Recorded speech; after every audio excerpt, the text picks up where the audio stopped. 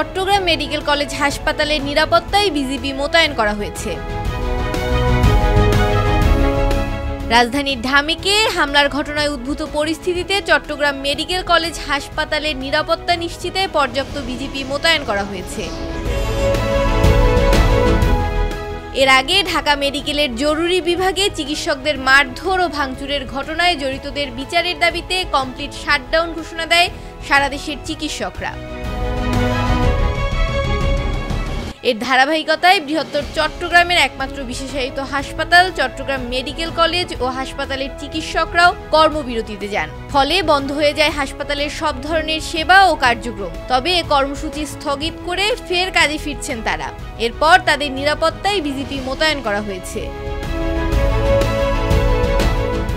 Desk report, ভোরের পাতা।